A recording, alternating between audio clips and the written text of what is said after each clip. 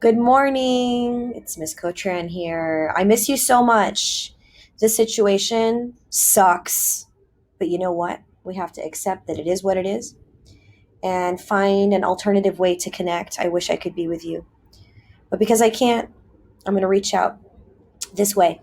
I looked over some of your assignments on Google Classroom. It was really clear that you guys weren't sure about Punnett Squares. And I didn't finish lecturing about this, so I wanted to tell you about it.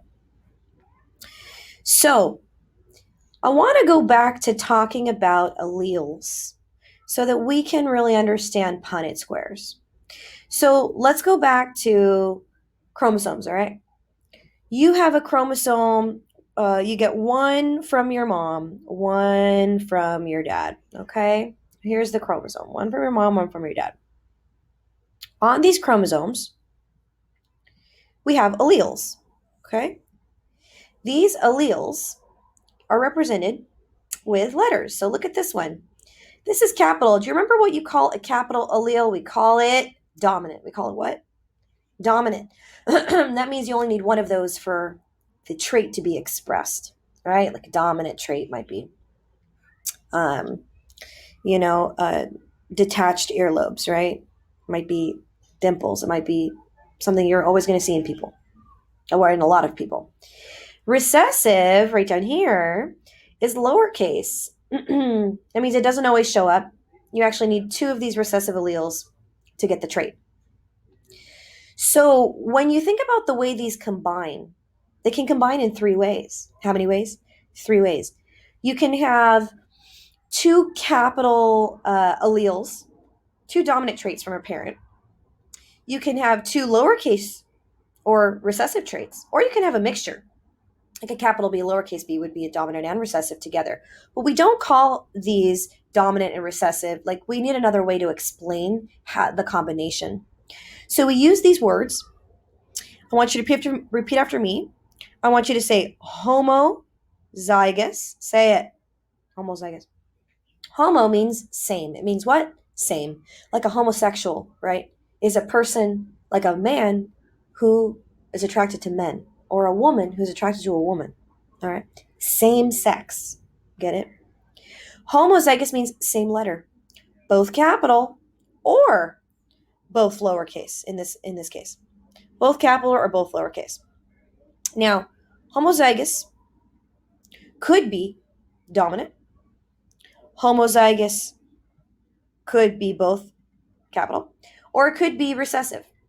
Okay. Now, different letters are called heterozygous. They're called what? Hetero. Right? Like I am a heterosexual. I don't know about you, but I am. So I'm a girl who likes boys. Well, who only likes one boy right now. Hanging out with my boyfriend over here, quarantined. Anyway, too much information. But I know you want to know. So, hetero, different. You got different letters. You got a dominant with a recessive allele. Now, in this case, someone who is heterozygous is going to have a dominant trait, but that little b is going to be hidden in there, right? Like, remember how the dominant, it dominates over the little recessive trait? Okay. So, let me see if I can just go right to the pointer and it might erase what's happening. Oh no, it's still going to be there. Okay. Still playing with this. Oh no, it went away. Right on. So I think we went over this. If you look at what are homozygous alleles, what are homozygous alleles? Well, there's two of them, right? So the homozygous alleles here are going to be the same. It's going to be the homozygous dominant and the homozygous recessive. With me? Homozygous. Now, when we look at heterozygous, hetero means different. So heterozygous alleles are different. And the thing about something that's heterozygous is it's going to have a capital and it's going to have a lowercase. And so that capital is going to dominate over the recessive, which means if the dominant color is purple and the recessive color is white. If you end up with one capital letter, you're going to end up with a purple flower, right? All right, I'm getting used to this. Good. When we talk about determining what traits a child might have, given the genetic traits and the alleles of a parent, we're talking about probability here. Okay? So, probability is the likelihood something is going to happen. So it's really the number of times you expect something to happen over all the possibilities. Let's talk about flipping a coin, okay? There's two possibilities when I flip a coin. There's heads and there's tails, right? Two possibilities. So if I flip a coin and I say, okay, what's the likelihood it's going to be heads? Well, it's going to be 1 out of 2 possibilities. 1/2. 1/2 is like a 50-50 chance, right?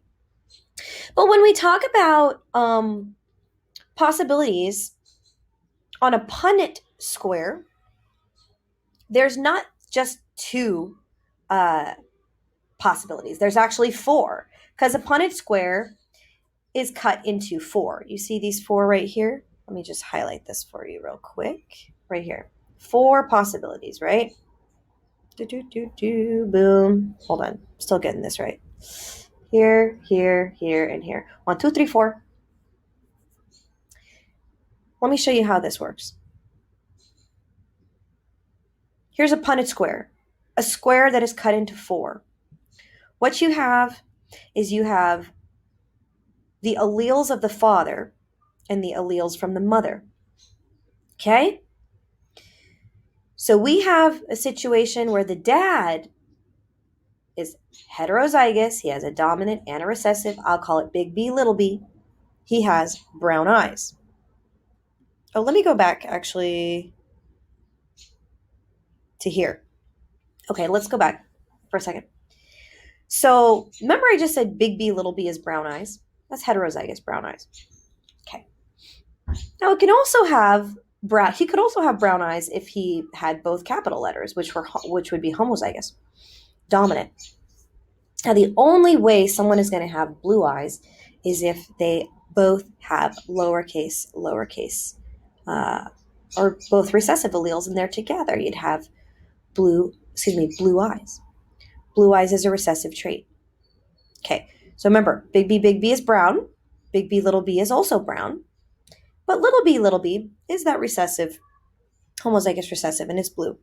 So let's go back. Okay, so dad has brown eyes, right? What color eyes does mom have? Little b. She has blue eyes, right?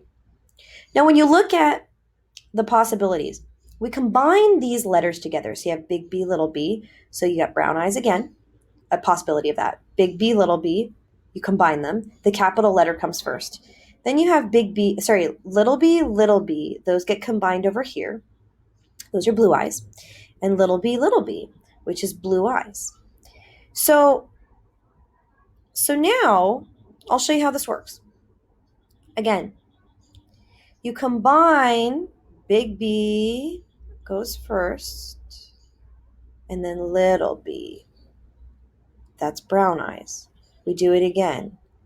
Big B, little b. That's brown eyes. So how many people have brown eyes, right? 2 of them have brown eyes. Big B, little b. Possibility of their child. Now, what about the other 2 children? Well, we're going to combine them. They're going to be little b. And again, little b. How many children could possibly have blue eyes? Blue eyes. Let's do this in another color. Well, there's 2 of them that could have blue eyes. Right? So we see the likelihood of them having brown eyes then. There's 2 out of how many squares? 4. What's the possibility of them having blue eyes? It's also 2 out of 4. Now, 2 out of 4, if you think about it, is like half the square. So there is a 50-50 chance here. 50% that they could have brown eyes, 50% that they could have blue eyes. Okay, 50-50 chance. Okay, same thing here. You seeing it? Now I know, don't look at the colors, okay? The colors are going to mess you up, but you have two squares that are blue, two squares that are green. Half of them, right? 2 out of 4, 2 out of 4.